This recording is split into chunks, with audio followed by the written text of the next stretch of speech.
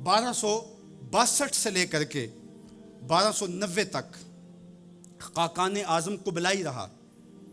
اس کے اندر دلچسپی پیدا ہوئی، مختلف مذاہب کی طرف رغبت پیدا ہو گئی. اس نے مختلف مذاہب کو ماننے والوں کو اپنے پاس بلایا. غلام مرتضیٰ میکش نے یہ تاریخ اسلام میں سارا واقعہ لکھا ہے، اور اس نے بدھ مت کے لاماؤں کو، ہندوؤں کے بڑوں کو، جوگیوں کو، پادریوں کو، سب کو بلا کے کہا مجھے اپنے اپنے مذہب کے حوالے سے کچھ بتاؤ. تو جو عالم دین گیا مسلمانوں کی طرف سے، اس نے جہاد کی آیتیں پڑھی، اور جس میں کفار کو قتل کرنے کا حکم نامہ تھا. تو قبلائی خان نے کہا کہ تمہارا دین کافروں کو قتل کرنے کی تلقین کرتا ہے؟ اس نے کہا ہاں. تو کہا پھر آپ ہمیں قتل کیوں نہیں کرتے؟ تو کہا کہ ہمارے پاس طاقت نہیں ہے. تو اگر طاقت ہو تو کہا پھر ہم تمہیں کاٹ دیں. تو اس نے وہیں کھڑے کھڑے حکم نامہ جاری کیا کہ ان کا دین اگر ہمیں قتل کرنے کا حکم دیتا ہے، طاقت نہ ہونے کی وجہ سے یہ رکے ہوئے، تو پھر یہ کیوں زندہ بچے؟ اس نے فوراً حکم نامہ جاری کیا جو مسلمان سامنے اس کو کاٹ دو.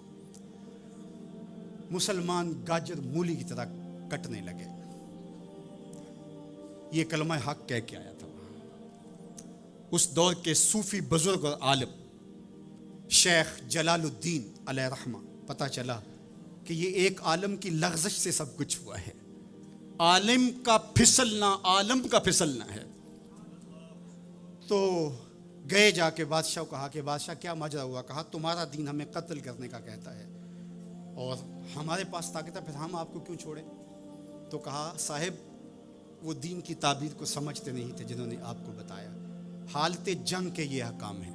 عام دنوں کے اندر تو اسلام یہ نہیں کہتا، اور حالت جنگ کے اندر آپ بتائیے کون کسی کو چھوڑتا ہے؟ لیکن میرا اسلام پھر بھی بچوں کو چھوڑتا ہے، پھر بھی خواتین کو چھوڑتا ہے، مذہبی رہنماؤں کو چھوڑتا ہے. اس نے کھڑے کھڑے حکم نامہ جاری کیا کہ جو کٹ گئے ابھی تلوار نیام میں ڈال لی جائے.